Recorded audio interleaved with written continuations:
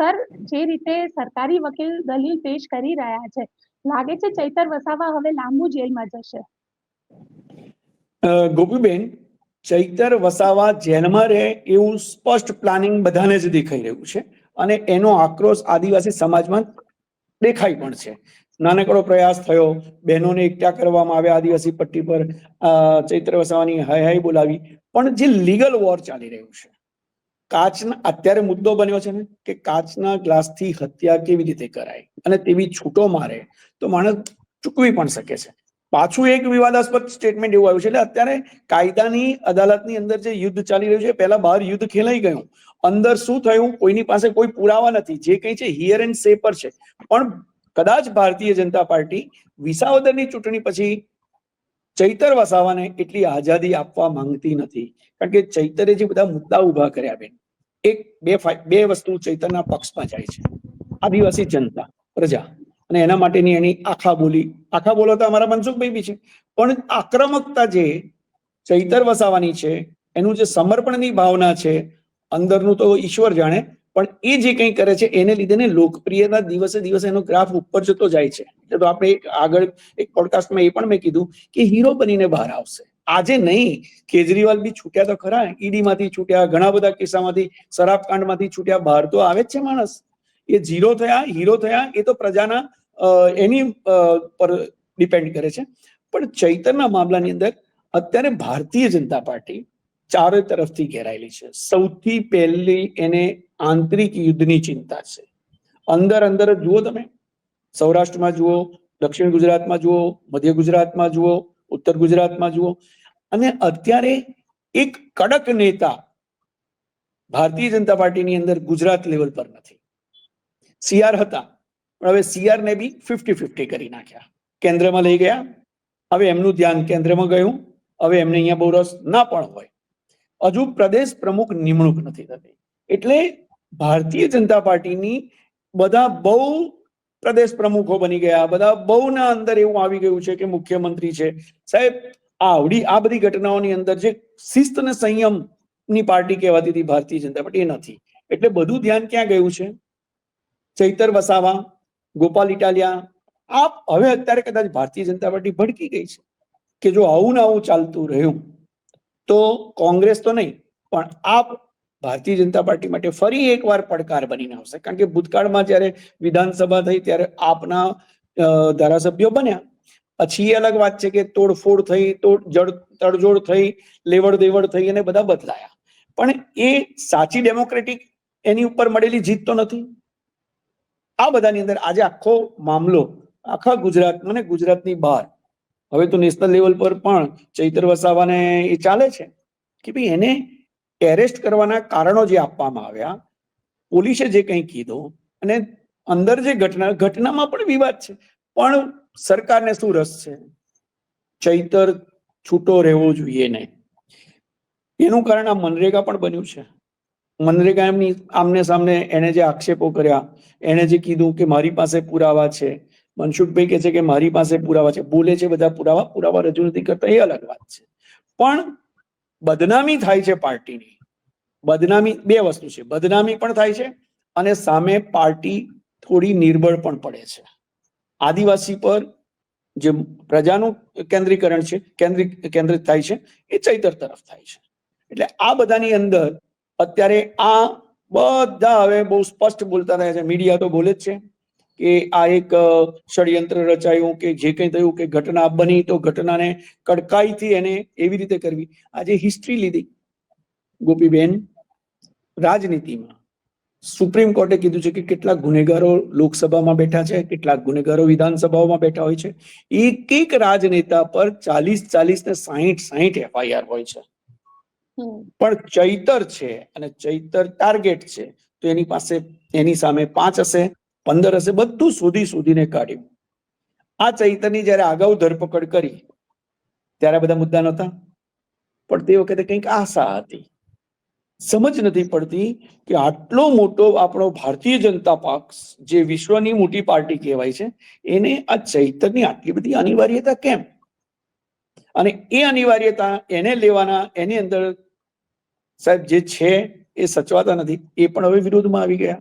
તમે જોઈ શકો છો કે પાર્ટીની અંદર આંતરિક બળવો ધગધગ થઈ રહ્યો છે, બહાર નથી આવતો, કારણ કે સત્તા ત્યાં છે એટલે સત્તાનો થોડો ડર પણ છે, ભય પણ છે, અને બીજું બળવો કરનારા પણ ચોખ્ખા તો નથી, દૂધે ધોયેલા તો નથી. એટલે આ બધી પરિસ્થિતિની અંદર અત્યારે ટાર્ગેટ ચૈતર વસાવા છે.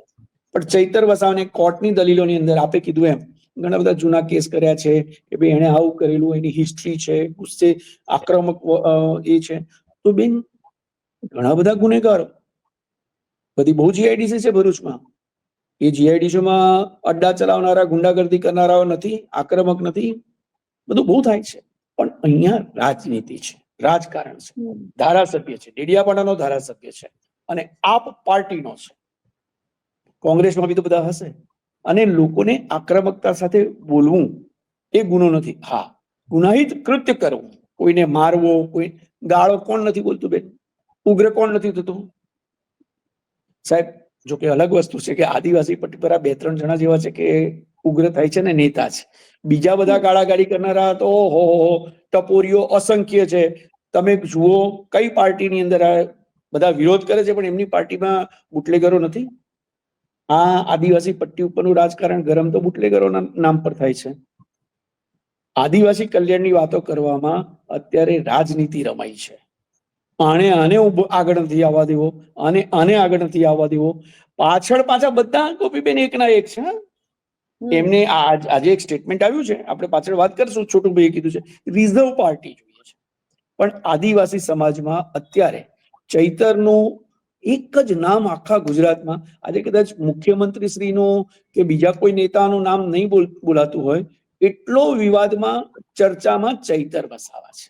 એ ચૈતરનું ચર્ચામાં અત્યારે ગુજરાતમાં આમ જોવા જઈએ તો દક્ષિણ ગુજરાતની અંદર ચૈતર વસાવાની ચર્ચા છે અને સૌરાષ્ટ્રમાં ગોપાલ ઇટાલિયા છે. જ્યાં જોવો ત્યાં બધા ભારતીય જનતા પાર્ટીને એ ટેન્શન બી કરતું હશે ને કે સત્તા પર બેઠા છે, ગાંધીનગરની ગાદી છે, દિલ્હીની ગાદી છે, 2 ગુજ્જુ નેતાઓ છે, વડાપ્રધાન છે, ગૃહમંત્રી છે, ઘણા બધા છે, આખી ફોજ છે ભારતીય જનતા પાર્ટીની.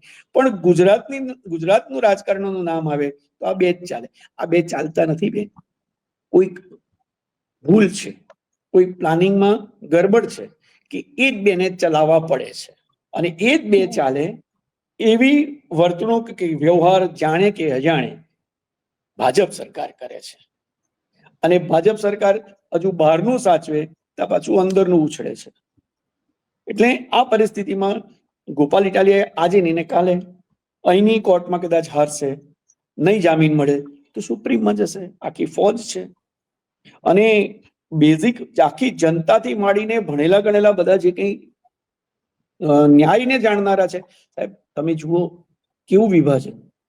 ડેડિયાપાડાની અંદર વકીલોએ ચૈતર વસાવાનો વિરોધ કર્યો.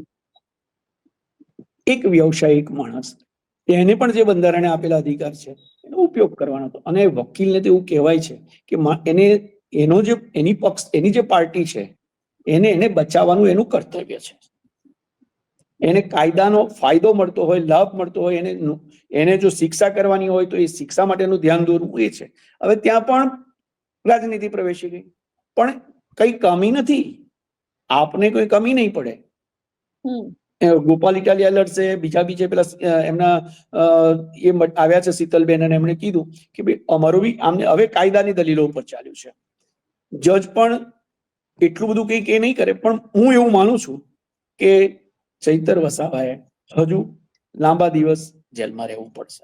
પણ સામે એના માટે જેલમાં રહેવું કંઈ નવું નથી. 5 દિવસ રહે, 25 દિવસ રહે, 50 દિવસ રહે, વિચારવાનું ભારતીય જનતા પાર્ટી કે બીજા રાજકીય પક્ષો એ છે કે આમાં એડવાન્ટેજ કોને મળવાનો છે, ફાયદો કોને મળવાનો છે, છૂટ્યા પછીનું શું. અને ભારતની લોકશાહીની હિસ્ટ્રીમાં તો બેન જેલમાં રહીને ચૂંટણી કોણ નથી લડ્યું? ઉત્તર પ્રદેશ ચેક કરો, કેટલા ગુંડા. યુપીની રાજનીતિ જુઓ, આ તો શાંત ગુજરાતની વાત છે એટલે આટલું બધું થાય છે, ઉછળકૂદ થાય છે. યુપીમાં તો બેન ક્રિમિનલ્સ 25-50 મર્ડર કરનારાઓને મર્ડરના આક્ષેપવાળાઓ જો હોય, અને આ બધી રજૂઆત બી કોર્ટમાં થશે. હવે મેં કીધું ને કે મેદાની યુદ્ધ કોર્ટરૂમમાં ગયું છે. અને ચૈતર વસાવા અમારા એક મિત્ર પત્રકાર છે, એમણે એક લખ્યું, એમણે બહુ સરસ કટાક્ષ કરેલો કે હું રાત્રે એટલે એક દિવસ મને ચૈતર વસાવાને લઈને બધા પોલીસ વાળા જતા હતા, ધક્કામુક્કી થતી હતી અને ઉગ્રતાથી એને લઈ ગયા, ત્યારે આપના ખેસ હતા, એ બહાર નીકળ્યો ત્યારે એના પર ભાજપના ખેસ હતા અને હું એકદમ જાગી ગયો. આ બધી રમત છે બેન, ખ્યાલ આવ્યો? અત્યારે આની વાત છે. જો ચૈતર વસાવા વોશિંગ મશીનમાં આવશે તો હીરો થઈને આવશે, પણ પ્રજાના દિમાગની અંદર હીરો રહેશે કે કેમ એ એને ખબર છે, એટલે ઝૂકતો નથી. સમજ્યા?